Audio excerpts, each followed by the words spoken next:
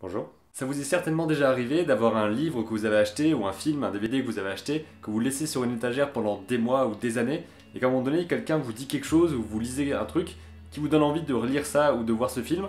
Et justement, c'est ce qui m'est arrivé avec le film dont je vais parler aujourd'hui, qui s'appelle Snowpiercer, le transpersonnage. Donc c'est un film qui est assez connu, je crois, qui est sorti en 2013 et qui a été réalisé par Bong Joon-ho, je me suis pas gouré sur le nom, et ça c'est cool. Donc d'abord pour le film, petit résumé de l'histoire. 2031, nouvelle ère glaciaire, le dernier refuge de l'humanité est un train.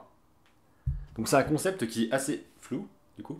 C'est une histoire qui est assez simple, le monde est tombé dans une nouvelle ère glaciaire, c'est-à-dire qu'à l'extérieur, tout le monde gèle et meurt, c'est pas cool. Et il y a un train qui s'appelle le transpersonnage et qui va traverser le monde entier et faire le tour du monde comme ça, pour garder toute l'humanité, ou en tout cas tous les survivants. Mais c'est pas aussi simple que ça, parce que le train c'est une sorte de grosse métaphore de la lutte des classes, c'est-à-dire que tous ceux qui sont dans la locomotive, à l'avant du train, dans les premiers wagons, ce sont les chefs, ceux qui dirigent, et ceux qui vont justement opprimer ceux qui sont au fond, c'est-à-dire les pauvres, ceux qui ont vraiment rien du tout, qui doivent manger des trucs bizarres, enfin bref, c'est vraiment la merde. Et justement, dans ceux qui sont au fond, certains vont lancer une révolution pour pouvoir remonter jusqu'à la source, c'est-à-dire jusqu'au créateur du truc à l'avant du train, pour sortir de ces catégories-là, de cette hiérarchisation, et essayer tout simplement de survivre mieux que ce qu'ils font maintenant, et de pas juste mourir en fait. Je vais m'arrêter là pour l'histoire parce que je veux pas aller trop loin, je veux plutôt vous parler de l'histoire de la bande dessinée qui a inspiré le film. Donc en gros cette bande dessinée, je l'ai découvert juste en regardant le documentaire qu'il y avait dans le DVD, enfin dans le double DVD, qui s'appelle, comment s'appelle le documentaire ?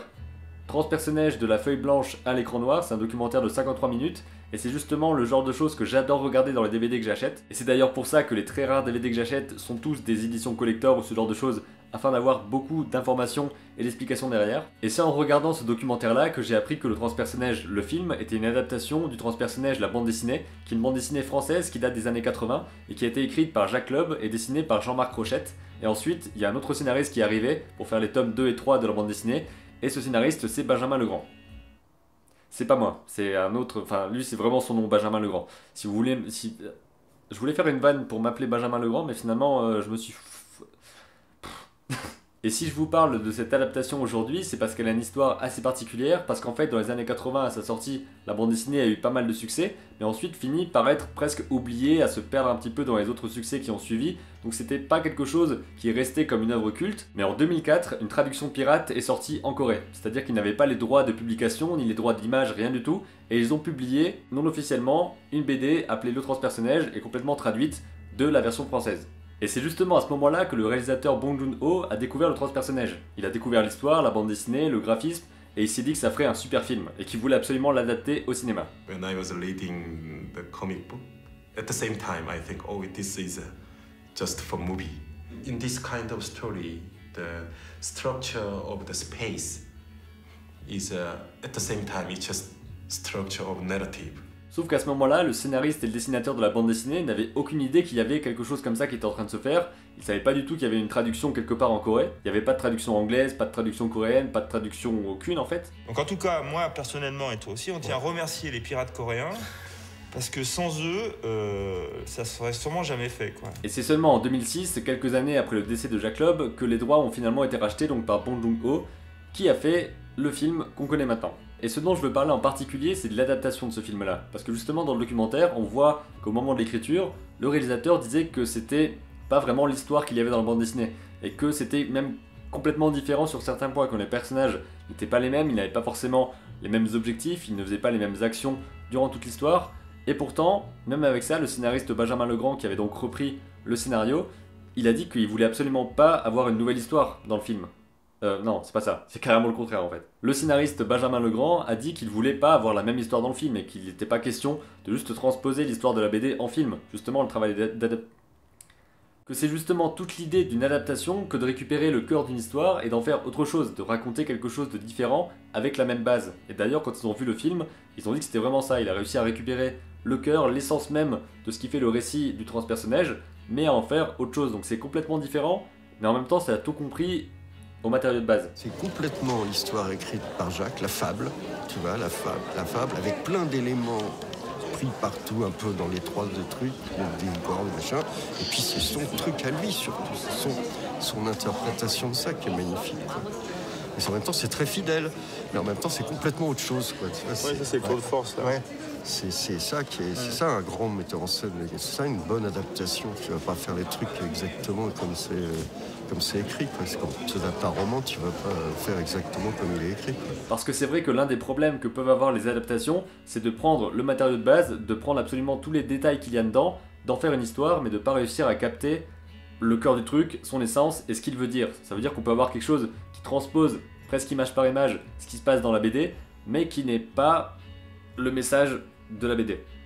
Et à ce moment-là, bah, c'est complètement faussé, quoi. Et ce qui m'a beaucoup intéressé et qui m'a aussi un petit peu surpris, c'est de voir à quel point le dessinateur et le scénariste étaient investis dans le fait de voir un film qui était bien fait. Ils étaient même étonnés par tout ce qui se passait parce que c'était un film, je crois, qui avait un assez gros budget. Et ils ont été complètement fascinés par l'histoire qu'a réussi à conter le réalisateur, par le fait qu'il y ait des grands acteurs qui sont dans le film, dans le documentaire, on les voit arriver sur le plateau de tournage, être comme des gosses en train de voir le décor qu'ils ont dessiné et imaginé être construit en vrai avec des acteurs dedans. Enfin, c'est vraiment, pour eux, c'est un truc de dingue. Et ça doit l'être d'ailleurs, parce que si on dessine quelque chose et que des années, 30 ans après, il y a un film qui est fait sur ça et on voit en vrai les décors qu'on a dessinés, ça doit vraiment être un truc assez ouf. Et d'ailleurs, le réalisateur a même proposé aux dessinateurs et aux scénaristes d'apparaître en tant que figurants dans le film, donc ils étaient grimés comme les personnes qui sont dans le wagon du fond, les miséreux, les bouseux, les rebelles, les révoltés. J'ai mis des trucs positifs et négatifs là, vous en faites ce que vous voulez. Et donc ils apparaissent directement dans le film adapté de leur BD. Et ça franchement ça doit être un truc... Bon, à part pour Stan Lee qui est apparu 56 fois dans tous les films Marvel. Il est habitué maintenant le gars. Le documentaire s'attarde particulièrement sur Jean-Marc Rochette, le dessinateur, puisqu'il est pas mal présent et c'est lui qui raconte l'histoire globalement, donc depuis les débuts jusqu'au film, oui. Et d'ailleurs, ses dessins apparaissent directement dans le film, puisqu'il y a un personnage, je sais pas s'il était dans la BD au départ, un personnage de peintre et dessinateur, qui est donc dans le wagon, avec les pauvres, etc. Avec le peuple, la populace, quoi. Et son rôle dans le groupe, c'est de dessiner pour se souvenir. C'est-à-dire que dès qu'il se passe quelque chose d'important, un événement dramatique ou un événement heureux, etc., il va croquer, dessiner ce qu'il voit pour garder un souvenir. Parce qu'évidemment, ils n'ont pas de photos, ils peuvent pas filmer des choses, donc c'est le seul moyen de se remémorer d'un événement. Donc déjà, rien que dans le récit, avoir un personnage comme ça qui est censé tracer, garder une trace de l'histoire à travers le dessin, je trouve ça vraiment super intéressant et passionnant. Et justement, les dessins qui apparaissent, c'est lui qui les a fait, il a dû réaliser peut-être 35 images qui sont affichées dans le décor de ce personnage-là. Donc aussi, quand on voit le personnage dessiné, je crois, si je me trompe pas, que c'est lui qui les dessine, donc c'est lui, on voit ses mains, etc., qui sont en train de dessiner ça dans le film. Et ce qui est super intéressant, c'est que l'acteur qui interprète justement ce personnage de dessinateur-peintre, il a observé le dessinateur lorsqu'il dessinait des choses, il l'a observé, il a écouté pour savoir comment est-ce qu'il ressentait les choses, quel était l'état d'esprit, quel était l'état physique de la personne quand on dessinait, et il s'est rendu compte vraiment en écoutant ce que Jean-Marc lui disait, qu'il était dans une sorte de transe lorsqu'il dessinait. Il faut vraiment être concentré, focalisé sur quelque chose, réussir à oublier un petit peu tous les bruits qui se passent autour, pour pouvoir dessiner correctement, et c'est super bien retranscrit dans le film parce que l'acteur a bien réussi à retranscrire ça, parce que même quand il y a une sorte de tumulte autour de lui, il se met à se concentrer, il a ce regard très particulier du dessinateur qui va regarder ce qu'il dessine et regarder ce qu'il voit. Vraiment, la personnalité et l'aspect du dessinateur d'observation qui doit être concentré dans ce qu'il fait, et je trouve ça vachement passionnant. Everything is in his eyes, you know, the way he sees things, the way he experiences things, you know. Et Jean-Marc Rochette précise aussi par exemple que pour les 35 ou 40 dessins qu'il y a dans le film, il a dû en réaliser peut-être une centaine ou un peu plus que ça pour pouvoir avoir cet aspect de rapidité. En gros, il explique que pour avoir cet aspect de croquis rapide fait en quelques minutes, il a dû dessiner pendant plus de temps pour pouvoir s'habituer à telle ou telle image et la reproduire correctement de façon rapide. J'ai fait une sorte de flèche guillemets comme ça. Ça c'est très technique comme geste, ça c'est pas enseigné partout. Je pourrais vous faire un tuto, si je devais résumer ça, je vous dirais de regarder le film, qui est vraiment super intéressant et vachement intense par moments. Il y a vraiment des moments où j'étais genre... exactement comme ça. De lire aussi la bande dessinée, je vous mets des liens dans la description pour aller voir le film, la bande dessinée si ça vous intéresse. Et si possible, retrouvez ce documentaire qui s'appelle Transpersonnage de la page blanche, ou de la feuille blanche. De la feuille blanche. C'est la feuille blanche qui s'appelle Transpersonnage de la feuille blanche à l'écran noir parce que ça représente vraiment toute l'aventure que c'est d'adapter une bande dessinée. On a vraiment leur point de vue à eux, le point de vue du réalisateur et le point de vue du dessinateur scénariste. Et c'est vraiment super cool à voir parce qu'on voit vraiment l'aventure complète et à la fin ils regardent le film et ils sont super émus de voir leur bande dessinée transposée. En fait vous allez d'abord regarder le film et être complètement un petit peu déprimé à la fin parce que c'est quand même un truc assez lourd et dur. Je vais pas faire de blagues là-dessus, ok? Et juste après ça, vous essuyez vos petites larmes et vous regardez le documentaire histoire d'être motivé, boosté pour créer des images et raconter vos histoires. Putain, cette transition de folie!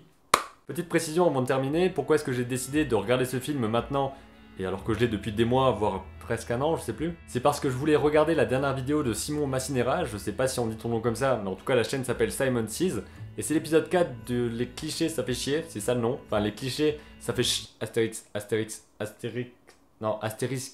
Astérisque, non, en plus c'est même pas des astérix, c'est des dièses, des hashtags, des Enfin bref, c'est une vidéo qui s'appelle les Final Twists, et dedans il spoil pas mal de films, dont beaucoup que j'avais déjà vus, mais le transpersonnage je l'avais pas encore vu, donc je me suis dit autant le regarder avant de me faire spoiler la gueule. Donc j'ai d'abord regardé le film, j'ai maté le documentaire et j'ai maté sa vidéo, et vous inquiétez pas, vous n'êtes pas obligé de regarder cette vidéo d'abord si vous voulez pas être spoilé sur le film, vous pouvez d'abord regarder le film et tous ceux qui le proposent, mais je voulais juste vous parler de ça pour vous dire que ça vient de là, et qu'il y a un lien juste là et dans la description pour vous abonner à sa chaîne parce que il y a peu de vidéos. Il fait peu de vidéos, c'est vrai. Mais c'est un format que j'aime beaucoup et que je trouve super intéressant, donc n'hésitez pas à les regarder et à lui donner votre avis sur ces vidéos. Sur ce, je vous laisse, n'hésitez pas aussi à vous abonner à ma chaîne à moi et à regarder les précédentes vidéos si ça peut vous intéresser et que vous avez rien à faire, même si, enfin, faites-le. Oui, s'il vous plaît. Le mec sait pas quoi dire quoi. Salut!